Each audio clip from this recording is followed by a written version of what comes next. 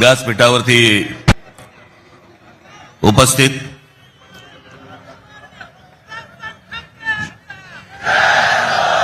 शिवसेनेचे पक्षप्रमुख उद्धव ठाकरे,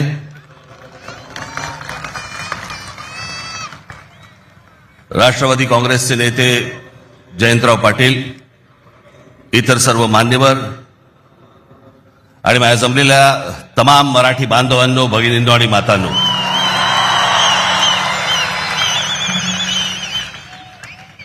खरं तर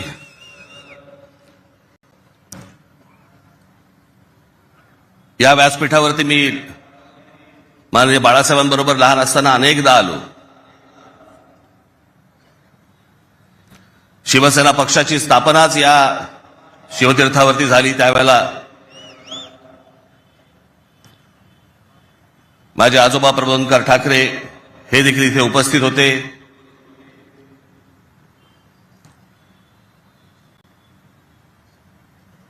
माझे वडील श्रीकांत ठाकरे हे देखील उपस्थित होते.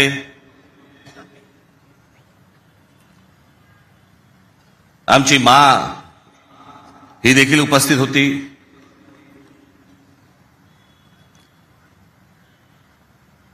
खरं आज या क्षणाला हे दोन भाऊ एकत्र आल्यानंतर आम्ही आज माझे आजोबा प्रबोधनकार ठाकरे, माननीय बाळासाहेब ठाकरे, माझे वडील श्रीकांत ठाकरे आणि आमच्या माँ आज खरं तर इथे हजर असायला पाहिजे होते.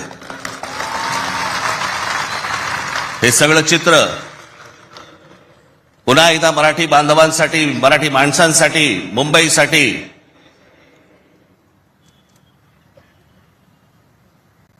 हा आम्ही दोन भावांनी उभारलेला हा सगळा लढा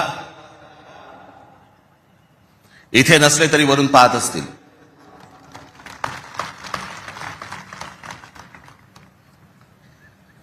आज बऱ्याच गोष्टी मी आपल्यासाठी जरा थोडंसं घेऊन आलोय. जाताना पोट भरून जा.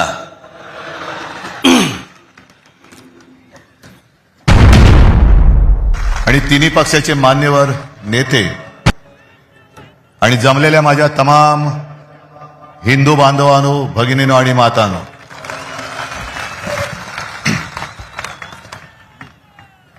आता या पहिल्या वाक्यापासूनच उद्या चर्चा सुरू होईल की राज मराठी बांधवांनो, भगिनींनो आणि मातांनो म्हणाले आणि उद्धव ठाकरे हिंदू बांधवांनो, भगिनींनो, मातांनो म्हणाले. अहो, हेच तर आमचं म्हणणं आहे. कारण मुंबई महानगरपालिकेची निवडणूक सुरुवात कोणी केली, महापौर कोण होणार, त्यांनी सुरुवात केली आणि आम्ही म्हणतो मराठी महापौर होणार, ते म्हणतात हिंदू महापौर होणार. मग देवेंद्र फडणवीस हिंदू आहेत की नाही हा पहिला माझा त्यांना प्रश्न आहे. जरा तपासून बघा, काही तपासायचं असेल तर. नाही म्हणजे डोकं वगैरे काय बर्थ सर्टिफिकेट वगैरे असं मी म्हणतोय. आम्ही अस्सल मराठी बोलणारे देशभक्त हिंदू आहोत. आणि राजने आज अप्रतिम मांडणी केली. राज, तू जे सांगितलं की पोट भरून जेवण तुम्हाला देणार आहे, आता एवढं पोट भरल्यानंतर किंवा पोट तिडकीने त्यांनी सांगितल्यानंतर पोटाला तड लागून उपयोग नाही, डोक्यात तिडीक गेली पाहिजे. आणि ती जर जाणार नसेल तर मग छत्रपती शिवाजी महाराज की जय बोलण्याचा आपल्याला अधिकार नाही. जय भवानी, जय शिवाजी बोलण्याचा आपल्याला अधिकार नाही. आज उस मंच पर बहुत कुछ था और बहुत कुछ नहीं भी था. राज ठाकरे ने कहा, काश आज दादा होते, पिता श्रीकांत ठाकरे होते, बाला साहेब ठाकरे होते, माँ होती, तो यह दृश्य महाराष्ट्र, मुंबई और हर मराठी इंसान के लिए कितनी बड़ी खुशी होता. और जब वो मंच पर नहीं थे तो राज ठाकरे ने वही बात कही जो हर मराठी दिल ने सोची. शायद वो ऊपर से ये सब देख रहे होंगे. ये सिर्फ राजनीति नहीं थी, ये भावनाओं का क्षण था. राज ठाकरे ने कहा, नमस्कार मराठी बांधवों, नमस्कार हिंदू बांधवों। और उद्धव ठाकरे ने पहले ही साफ कर दिया, कल सुबह से यही चर्चा होगी कि ये दोनों भाई आखिर कहना क्या चाहते हैं। और इसी चर्चा के बीच उद्धव ठाकरे ने एक सीधा सवाल उठाया, जो अपने आप को हिंदू कहता है, क्या वो सच में हिंदू है? ये सवाल सिर्फ किसी व्यक्ति के लिए नहीं था, ये सवाल सोच के लिए था। राज ठाकरे ने कहा, पेट भर खाना जरूरी है। इस पर उद्धव ठाकरे ने जवाब दिया, सिर्फ पेट भर खाना काफी नहीं है, उसका असर सीधे दिमाग तक पहुंचना चाहिए, वरना जय शिवाजी जय भवानी कहने का हमें कोई हक नहीं है। आज दो भाई एक मंच पर खड़े हैं, शब्द मराठी में हैं, भावनाएं मराठी हैं। अब सवाल ये नहीं है कि उन्होंने क्या कहा, सवाल ये है हमने क्या समझा। मुंबई की राजनीति में सिर्फ एक बहस नहीं हुई, कल 20 साल बाद दो भाई एक ही मंच पर नजर आए। सवाल यह नहीं है कि भीड़ कितनी थी, सवाल यह है इस एक तस्वीर ने महाराष्ट्र की राजनीति में क्या हलचल मचा दी है। उद्धव ठाकरे और राज ठाकरे एक ही परिवार, एक ही राजनीतिक विरासत, लेकिन 20 साल तक दो अलग रास्ते, और अब दोनों एक ही मंच पर। राज ठाकरे ने कहा, नमस्कार मराठी बांधवों, नमस्कार हिंदू बांधवों।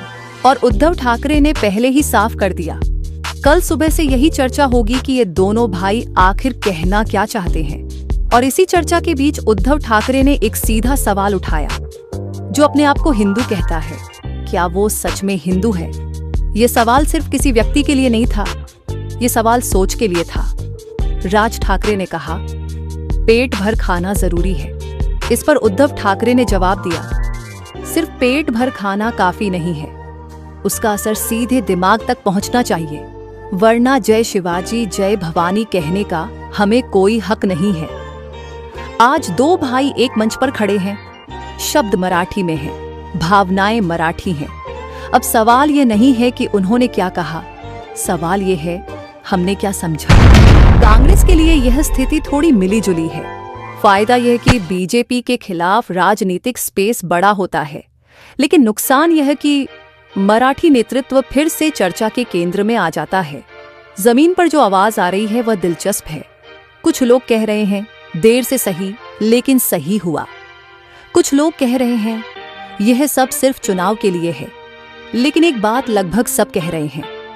अब देखना है कि आगे क्या होता है। कुछ सवाल ऐसे होते हैं जो जवाब नहीं मांगते, सिर्फ सोच मांगते हैं। क्या मराठी वोट फिर से एक हो सकता है? क्या बीजेपी का शहरी गढ़ दबाव में आ रहा है? क्या राज ठाकरे सिर्फ समर्थक रहेंगे या फैसले लेने वाले बनेंगे? और क्या उद्धव ठाकरे एक बार फिर जननेता के रूप में उभर रहे हैं? यह वीडियो किसी पार्टी के समर्थन में नहीं है और किसी के विरोध में भी नहीं। ये सिर्फ एक याद दिलाने की कोशिश है। राजनीति सिर्फ भाषणों से नहीं, लोगों की सोच से चलती है।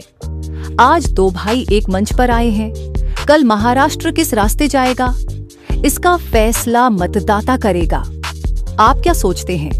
क्या यह गठबंधन लंबे समय तक चलेगा या यह सिर्फ चुनाव तक सीमित रहेगा?